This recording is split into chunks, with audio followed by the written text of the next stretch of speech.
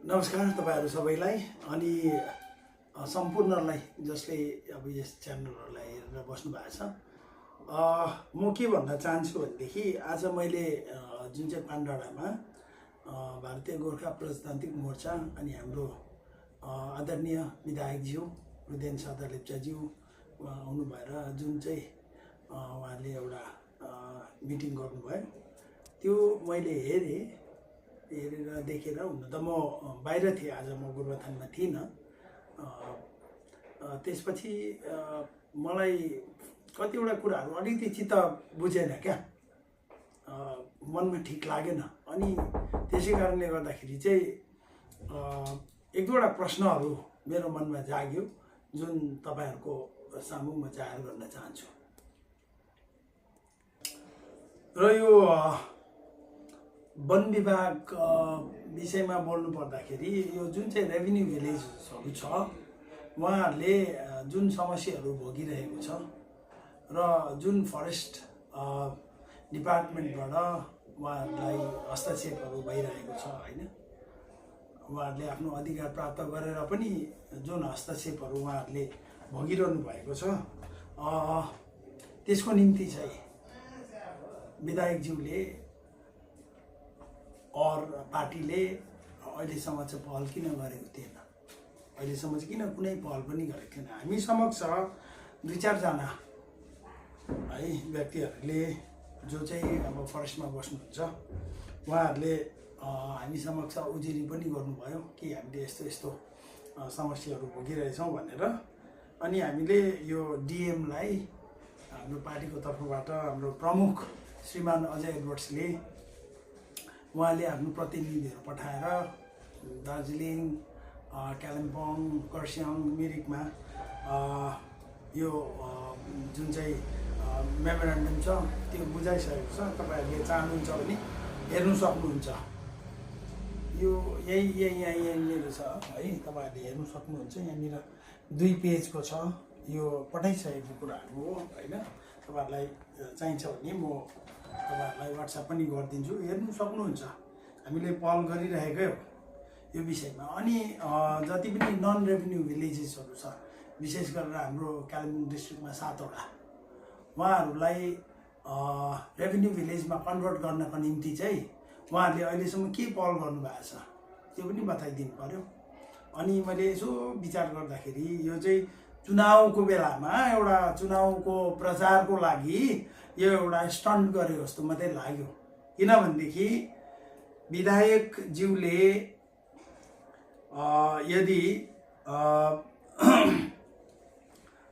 यो वन विभागको विषयमा है उहाँहरूले भोगिरहनु भएको समस्याहरू विषयमा यदि उहाँहरूले विधानसभामा बोल्नु भएको भएदेखि चाहिँ के हुन्छ भन्दाखेरि विधानसभामा जति पनि विधायकहरूले जुन विषयमा कुराहरू राख्नुहुन्छ त्यो कुराहरूको ट्रान्सक्रिप्ट है कमा पनि नछोडिकन, फुल स्टप कमाहरू केही पनि नछोडिकन त्यो उहाँहरूलाई पठाइदिएको हुन्छ।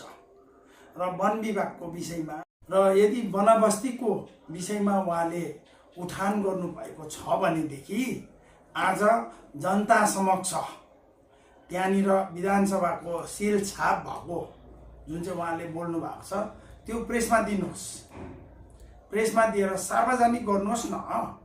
हामी विश्वास गर्छौं त तपाईहरुले उठाउनु भएको रहेछ यो कुराहरू भनेर हामीलाई विश्वास हुन्छ नि त। यदि गर्नु भएको छैन भनेदेखि आज आएर खोक्रो आश्वासन दिएर यो चुनावी माहौलमा एउटा चुनाव बटुल्ने काम मात्रै चाहिँ गरेको चाहिँ ठीक होइन जस्तो लाग्छ मलाई।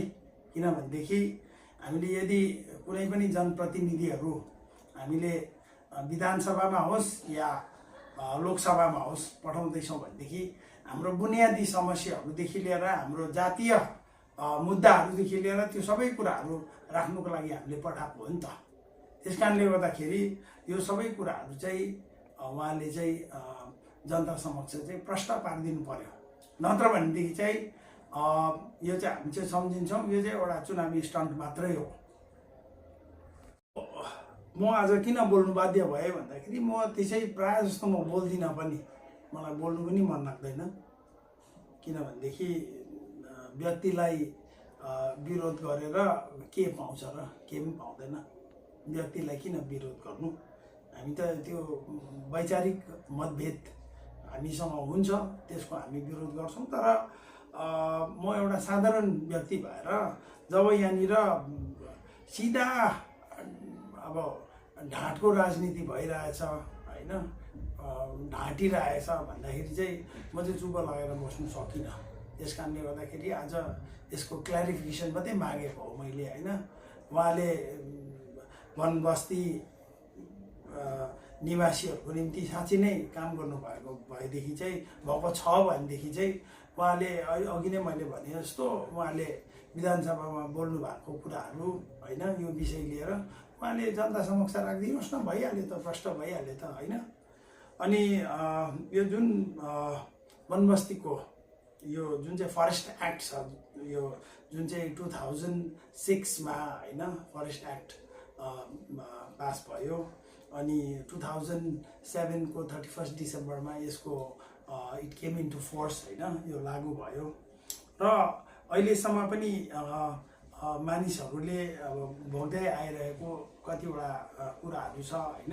त्यो कुराहरूलाई लिएर चाहिँ अब विधायक भएको 5 वर्ष हुन लाग्यो होइन। अब मोटामोटी उहाँको कार्यकाल पनि सकियो भनौँ न होइन।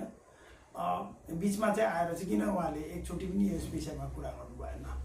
अहिले किन उहाँको कार्यकाल सकिएपछि चाहिँ त्यहाँदेखि आएर चाहिँ यो विषयमा अब कुरा गर्नु हुँदैछ? यो त प्रश्न छ नि त। आजको जनताहरू लाटा छैन, यो सबै कुराहरू जनताहरूले बुझिरहेको कुराहरू हो।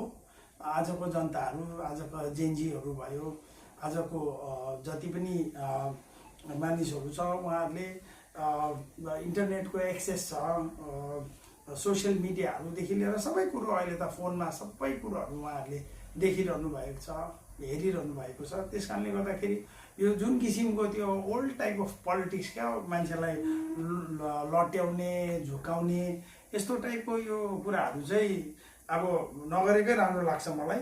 किन भन्दाखेरि यो चाहिँ पुरानो उयो भयो। अब यो जुन चाहिँ मैले यो फरेस्ट ड्वेलर्सहरू जति छ उहाँहरू सेन्ट्रल एक्टको अन्डरमा आउनुहुन्छ होइन। 1927मा यो एउटा यस्तो एक्ट हो जो अहिलेसम्म पनि कुनै एमेन्डमेन्ट भएको छैन। अनि यसलाई लिएर जुन चाहिँ राइट्सहरू फरेस्ट अब ड्वेलर्स एक्टको उयसमा राइट्सहरू जुन चाहिँ दिएको छ त्यसको लागि सेन्टरले जुन चाहिँ पावर दिएको छ होइन। हाम्रो एरियामा जतिवटा फरेस्ट भिलेज अर्गनाइजेसन्सहरू भयो, फरेस्ट भिलेजेसहरू छ होइन, त्यसमा हाम्रो मान्छेहरूले कति सहुलियतहरू उहाँहरूले उपभोग गरिरहेको छ होइन। त्यो विषयमा चाहिँ विधायकले चाहिँ विधानसभामा चाहिँ यो कुराहरू उठान गरेको हुनुपर्ने हो नि त। सेन्टरले यो पावर दियो भने पनि स्टेट गभर्मेन्टले चाहिँ यो पावरहरू यदि उहाँहरूले होल्ड गरेर राख्नु भएको छ भनेदेखि यो कुराहरू किन इम्प्लिमेन्ट हुनु सकेन भनेर यो कुराहरू त उठान भएको हुनुपर्ने हो नि त। अनि मलाई चाहिँ के लाग्छ भन्दाखेरि चाहिँ यहाँ मान्छेलाई मिसलिड गर्ने मात्रै कुरा हुँदैछ। अनि अब यस्तो लाग्छ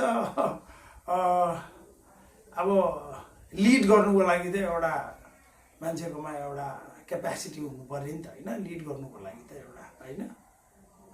अब त्यो लिड गर्ने क्यापेसिटी नै छैन भने त अब के गर्ने, मिसलिड त गर्ने हो नि होइन, अरू के गर्नु सक्छ र।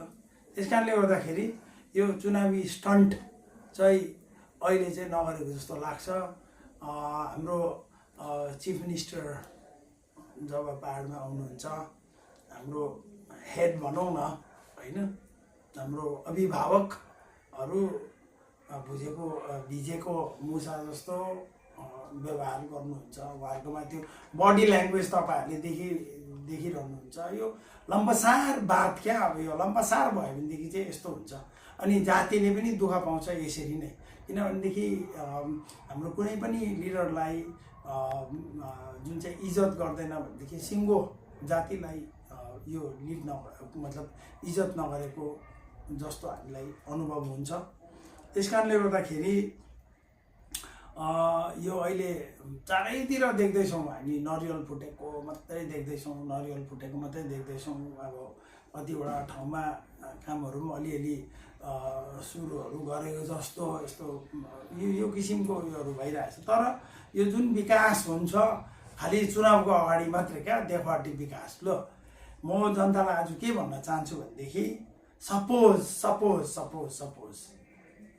यो जुन चाहिँ प्रेसिडेन्ट्स रुल लाग्ने भन्ने कुराहरू हल्लाहरू चलिरहेको छ, सपोज त्यो नहोला है, त्यो नहोला, हुँदैन, लु मानिलिएँ नि मैले, त्यो नहोला।